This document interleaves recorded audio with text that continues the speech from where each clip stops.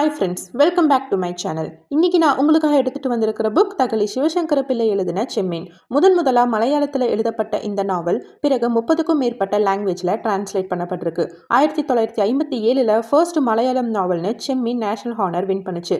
Okay, ஓவராலாக இந்த ஸ்டோரியில் என்ன இருக்குன்னு பார்க்கலாமா?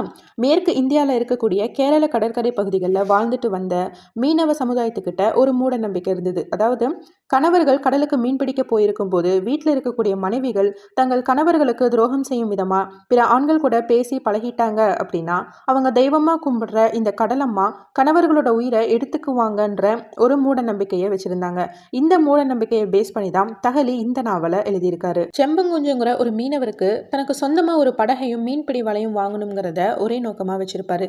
இதை ஒரு முஸ்லிம் மொத்த வியாபாரியுடைய மகனான பரிக்குட்டிங்கிற ஒருத்தரோட உதவியோட நிறைவேற்றிக்கணும்னு நினைப்பாரு. ஆனா பரிக்குட்டி ஒரு நிபந்தனை விதிக்கிறாரு. அது செம்மங்குஞ்சுக்கு கிடைக்கிற எல்லா மீனையும் தன்னிடமே விற்கணுங்கிறது தான். செம்மங்குஞ்சுக்கு அழகான ஒரு பொண்ணு இருப்பா. அவளோட பேரு கருத்தம்மா. கருத்தம்மாவுக்கும் இந்த பரிக்குட்டிக்கும் இடையில காதல் மலருது. இதனை தெரிஞ்சுக்கிட்ட கருத்தம்மாவோட அம்மா சக்கி இது அவங்களுடைய சமுதாய கட்டுப்பாடுகளுக்கு எதிரானதுன்னு எச்சரிக்கை பண்றா. கருத்தம்மாவும் பரிக்குட்டிக்காக தன்னோட காதலை தியாகம் செஞ்சு பழனிங்கிற ஒரு அனாதையை கல்யாணம் பண்ணிக்கிறான். அதுக்கப்புறம் தன்னோட கணவனுடைய ஊருக்கே கிளம்பி போறா கருத்தம்மா.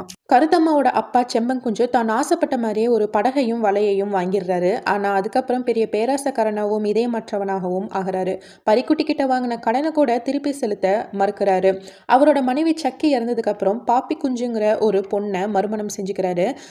தன்னோட தந்தை இப்படி மறுமணம் செஞ்சுக்கிட்டதை அறிஞ்ச கருத்தம்மாவோட சகோதரி பஞ்சமி கருத்தம்மாவோட வீட்டுக்கே கிளம்பி போயிடுறா. அதே சமயம் கருத்தம்மா ஒரு நல்ல மனைவியாகவும் ஒரு பெண் குழந்தைக்கு தாயாகவும் நடந்துக்கிறா. ஆனா பரிக்குட்டி மேல இருந்த காதலை அந்த ஊர் மக்கள் பழனி கிட்ட தவறா எடுத்து சொல்லிடுறாங்க. பழனியோட நண்பர்கள் கூட இதனை காரணம் காட்டி பழனியை தங்க கூட மீன் பிடிக்க அழைத்து செல்றதுக்கு மறுத்துடுறாங்க. ஒரு நாள் இரவுல பரிக்குட்டியும் கருத்தம்மாவும் சந்திச்சுக்கிறாங்க.